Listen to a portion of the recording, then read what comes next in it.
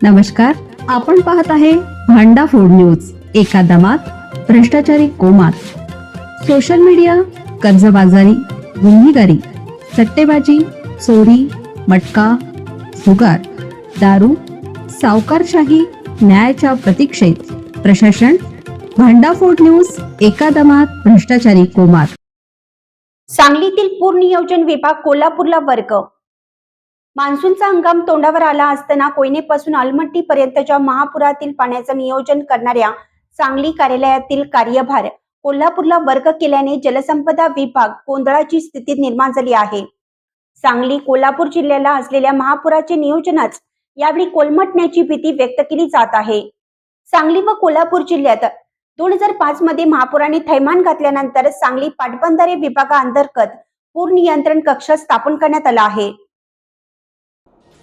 सांगली व कोल्हापूर जिल्ह्यात 2005 मध्ये महापुराने थैमान घातल्यानंतर सांगली पाटबंधारे विभागाअंतर्गत पूर नियंत्रण कक्ष स्थापन करण्यात आला आहे. या विभागाकडे 1 जून पासून 31 ऑक्टोबर अखेर महाबळेश्वर, नवचा या कोयनेच्या मुख्य जलस्रोतापासून ते विविध धरणाच्या ठिकाणी पडणारा पाऊस, यामुळे धरणात येणारं पाणी आणि धरणातून नदीपात्रात सोडण्यात येणारे पाणी याच्या नोंदी ठेवण्याची व्यवस्था महापूर नियंत्रण कक्षात आहे. यासाठी 150हून अधिक कर्मचारी कोयनेपासून अलमट्टीपर्यंत तैनात आहेत.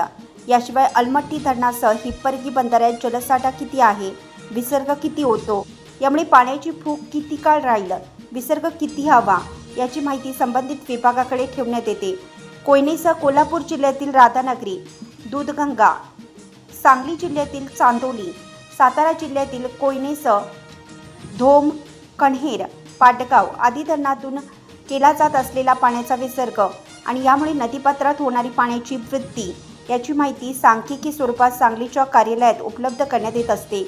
या माहितीच्या आधारे नदीकाठच्या लोकांना जागृती करणे, कराडमधील कृष्णा पुलापासून ते भिलवडी, आयर्विन पूल, म्हैसाळ बंधारा, कोल्हापूर जिल्ह्यातील राजापूर बंधाऱ्यापर्यंत पाणी पातळीत होणारी वाढ आणि घट याचे अंदाज बांधून या अंदाजावर नदीकाठच्या नागरिकांना सावध करण्याबरोबरच प्रशासन यंत्रणा सतर्क करण्याची जबाबदारी या विभागाकडे आहे.